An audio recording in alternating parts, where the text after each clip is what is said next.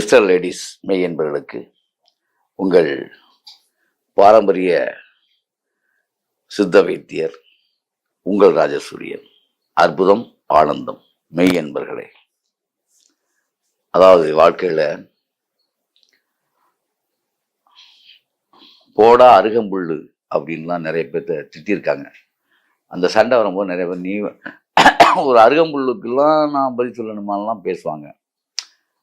இது கிராமங்களில் இயற்கையாக நடக்கிற விஷயம். அருகம்புல் மாதிரி இருந்துட்டு என்ன வேலை பண்ணுறான் பாரியா அப்படின்னு சொல்லுவாங்க. இதெல்லாம் கிராமத்தில் வழக்கமாக ஒருத்தரை ஒருத்தர் சீண்டி பேசிக்கொள்கின்ற ஒரு சிறப்பான அடைமொழி பழமொழிகள்.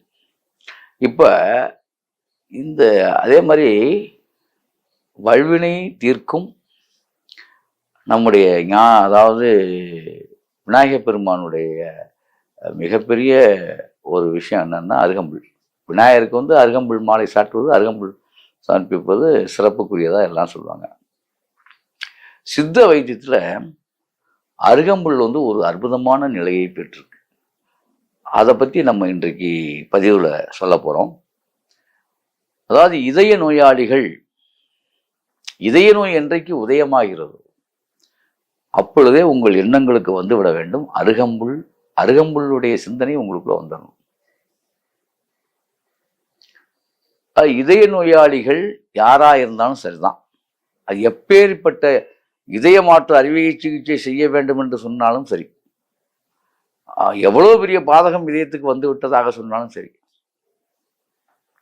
அங்க ஆஞ்சி அது வச்சிருக்கான் இது வச்சிருக்கான், இந்த மாசம்தான் அதை போய் பண்ணிட்டு வந்தோம், இதை போய் பண்ணிட்டு வந்தோம், டாக்டர் ரொம்ப அதை சீரியஸ்ன்னு சொல்லிட்டாரு, மைல்டு அட்டாக்கு, இப்படிலாம் பல பெயர்கள் வடிவமாக பல்வேறு துக்ககரமாக வாழ்ந்துட்டு இருக்கக்கூடிய உங்க எல்லாத்துக்கும் சொல்றேன், பயப்படவே வேண்டிய அவசியம் இல்லை. ஒரு விடி அருகம்புல் இருந்தால் மறுபடி நீங்கள் சௌக்கியமாக வாழலாம்.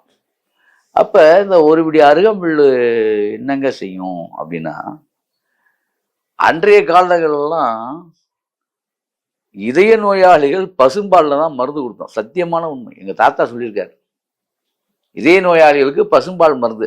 இப்ப நான் வேண்டான்னு சொல்லுவேன். ஏன் தெரியுமா? அன்றைய காலத்தில் பசுமாடுகள் அருகம்புல் சாப்பிட்டது. இன்றைய காலத்தில் பசுமாடுகள் போஸ்டர், சினிமா போஸ்டர் எல்லாம் சாப்பிட்டு இருக்கு. அது மட்டும் இல்லை, காகிதங்கள், கூலங்கள், எதையோ சாப்பிடுது. அது மட்டும் இல்லை, நவீன காலமான பசுமாட்டுக்களுக்குரிய நவீன கால உணவுகளாக தயாரித்து அதுக்கும் இப்போ எப்படி நீங்கள்லாம் இந்த ஃபாஸ்ட் ஃபுட்டு சாப்பிட்றீங்களோ மாடுகளுக்கும் அப்படி மாற்றிட்டாங்க.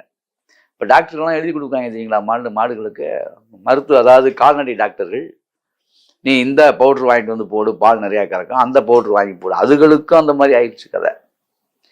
எல்லாமே இப்போ நவீன மருத்துவம் மாடு வரைக்கும் போயிடுச்சு, ஆடு வரைக்கும் போயிடுச்சு, கோழி வரைக்கும் போயிடுச்சு. கோழி சொல்லவே வேண்டாம், போயிடுச்சு. ஆக இப்படி நவீன மருத்துவங்களுக்குள் வசப்படுறதுனால தான், இயற்கையான விஷயங்கள் கிடைக்காதனால தான் பாலை தவிர்க்க சொல்கிறோம்.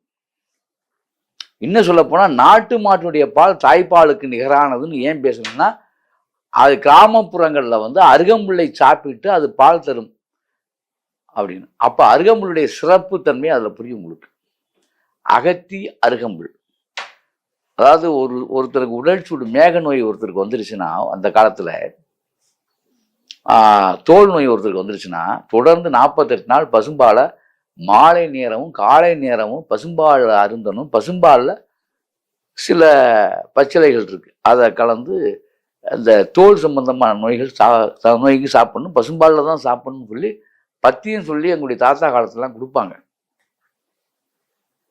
ஏன் பசும்பாலில் குடிக்க சொன்னாங்கன்னா, அன்றைய கால பசுமாடுகள் நாட்டு பசுவாக இருந்தது. அன்றைக்கு வீட்டில் இருந்த பசுக்கள்லாம் நாட்டு, அது மிஞ்சி போனால் ஒரு லிட்டருக்கு மேலே பாலே கறக்காது. எவ்வளோ பெரிய பசுமாடாக இருந்தாலும் 1 லிட்டர் தான் கறக்கும். அதுதான் உண்மை, அதுதான் சரி, அதுதான் நியாயம். அதை மாற்றினீர்கள். வெளிநாட்டிலிருந்து அதற்கான விந்தாதாரத்தை சேமித்து வெளிநாட்டு பசுக்களை கொண்டு இங்கு வச்சு அதிகமாக பால் வேண்டும் அப்படிங்கிறதுக்கு ஒரே ஒரு காரணத்துக்காக சிந்திக்கணும். இந்த பாலில் இருக்கிற தன்மை அந்த பாலில் இல்லை என்பது நீங்க உணரணும் நண்பர்களே. ஆனா அதிகமா பால் வேணும்னு சொல்லித்தான் சிந்து மாடுல இருந்து ஜர்சி மாடு வரைக்கும் நம்ம நாட்டுக்குள்ள பூந்துச்சு. இன்னைக்கு நேரத்தில் அது கிட்டத்தட்ட 40 ஆண்டுகள் ஆயிடுச்சு. 40 ஆண்டுகளுக்கு முன்னாடி பிள்ளையார் சொல்லி போட்டாங்க. இப்பெல்லாம் முழுசா அதான் இருக்கு. இப்ப நாட்டு மாட்டே காணாம். இப்ப ஏன்னா நாட்டு மாட்டை யாரும் வச்சிருக்க மாட்டான். காரணம் என்னன்னா, ஒருபடி பாலை வச்சு இப்ப என்ன பண்றது, எல்லாம் பிசினஸ் மோட்டிவ் ஆயிடுச்சு. ஆக அது விட்டுருங்க. அப்ப அந்த மாதிரி இருக்கிறதுனால வெந்நீர், நான் சொல்றதெல்லாம் வெந்நீர் இல்லை. இப்போ தண்ணீரும் பாருங்க, எல்லாம் வந்து கண்ணீர் விடுற மாதிரி ஆகிப்போச்சு நிலைமை. தண்ணீரை நினைச்சாலும் கண்ணீர் தான் வருது. அதுலேயும் கெமிக்கல் ஆக்ட். ஒரு தண்ணி பாட்டில் வச்சா 5 வருஷம் ஆனாலும் கெடாமல் இருக்குதுன்னா எப்படிங்க அது கெடாமல் இருக்கும்? பூச்சிக்கொல்லி மருந்து அதுலேயும் போட்டு தாங்க நீங்கள் குடிச்சிட்ருக்கீங்க. நீங்கள் என்னமோ ரொம்ப நல்ல தண்ணி, ஃபுல் வாட்டர், 20 ரூபா ஒரு பாட்டில்னு குடிக்கிறீங்க. தண்ணியை பதனப்படுத்துகிறீர்கள். எது அப்படி ஒரு சூழல் வந்துச்சு. நான் கேட்கறதுனா, ஒரு இயற்கை வாழ்விலிருந்து நீங்க எவ்வளவு தூரம் விலகி போயிட்டீங்க தெரியுமா? போயிட்டீங்க, முடிஞ்சு, சாப்டர் க்ளோஸ்.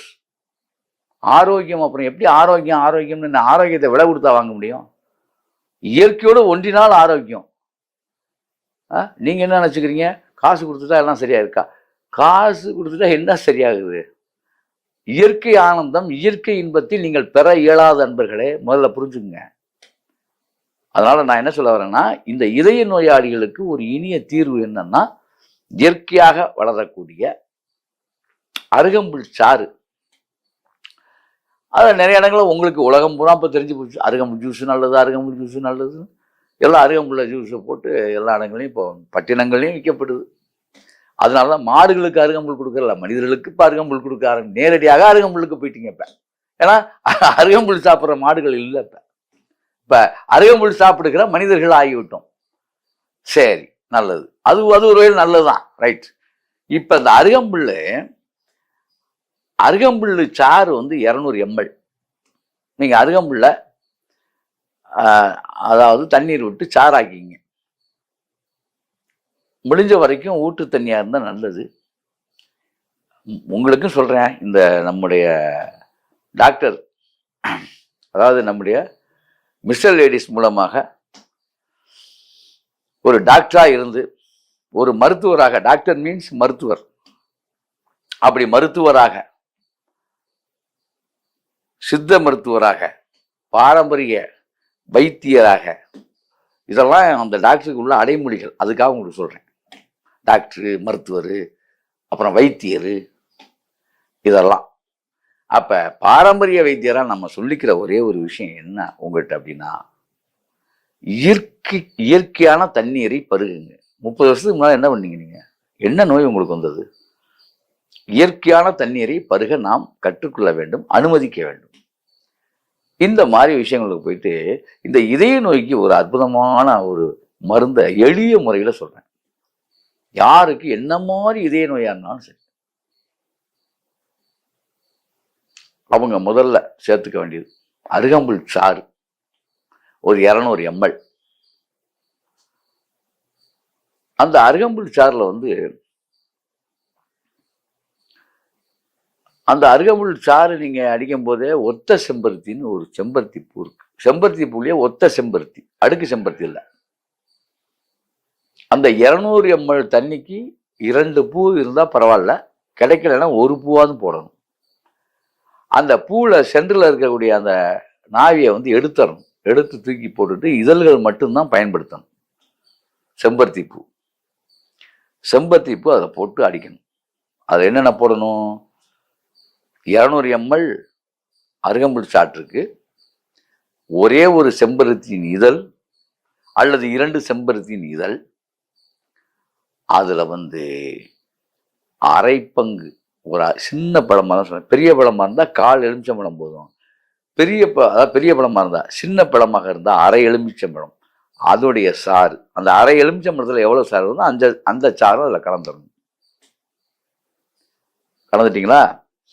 இதை வந்து இவ்வளோதான் இந்த விஷயமே. இதை வந்து அருமையாக நீங்கள் வந்து அழகாக இதை வந்து காலையில், மாலையில், காலை 6 மணி, மாலை 6 மணி, காலை 6 மணி, மாலை 6 மணி, ரொம்ப நல்லா 3 நாள் மட்டும் முழுமையாக சாப்பிட்டுட்டு, இந்த இதய நோயாளிகள் நீங்கள் அதுக்கு முன்னால் இருந்ததுக்கும் 3 நாள் கழித்து உங்களுக்கு இதயம் செயல்படுற விதம் உங்களுக்கே தெரியும் எப்படி ஆனந்தமாக இருக்கீங்க. இதை அப்படியே கடைப்பிடிச்சிங்கன்னு வச்சுங்களேன், ஒரு 48 நாளைக்கு அவ்வளோ ஆனந்தமாயிருவீங்க. இதய அடைப்புகளை நீக்கும், கல் அடைப்புகளை நீக்கும், இதயத்தில் இருக்கக்கூடிய ஓட்டைகளை கூட சரி செய்யும், இதய பலவீனத்தை மாற்றும், பிரஷர் படபடப்பு எல்லாத்தையும் சீராக்கும். அவ்வளவு அதி அற்புதமான ஒரு மருந்து. இது நுரையீரலையும் சரி செய்யும். துணை மருந்து நுரையீரலையும், ஏன்னா நுரையீரலுடைய தன்மையும் சரியா இருந்தால் தான் இதயத்துக்கு கொஞ்சம் உதவியா இருக்கும். இதயத்துடைய நண்பன், இதயத்துக்கு உதவியாளன் நுரையீரல். அப்ப அதுலயும் போய் சளி சம்பந்தப்பட்ட விஷயங்களை சரி செய்து சுவாச பாதையும் சரி செய்யும். ஒரு 2 செம்பருத்தி, ஒரு பிடி அருகம்புல்லு, அது போக அரை எலுமிச்சம்பழம், இவ்வளவுதாங்க. இதை ஒரு 48 நாள் குடிநீராக காலை மாலை 3 தினங்களிலேயே நீங்க இதய நோயிலிருந்து, இதய நோயுடைய அந்த என்ன சொல்றது, அந்த வேகத்தை குறைச்சிக்கலாம். அது உங்களுக்கு தெரியும், பரவாயில்ல அப்படின்னு தெரியும். அதுக்கப்புறம் உங்களுடைய உடல் கூறுக்கேற்ப நீங்க நாட்களை தள்ளி போட்டே போகலாம். அதுக்குள்ள சரியாயிரும், நலம் பெற்று விடுவீர்கள். அது மட்டுமல்ல, இதயமும் உங்களுடைய நுரையீரலும் பலம் பெற்றுவிடும், உடல் நலம் பெற்றுவிடும், 2 உறுப்புகளும் பலம் பெற்றுவிடும். ஆகவே அன்பர்களே, இப்படி செய்து அப்படி வாழுங்கள். அற்புதம், ஆனந்தம்.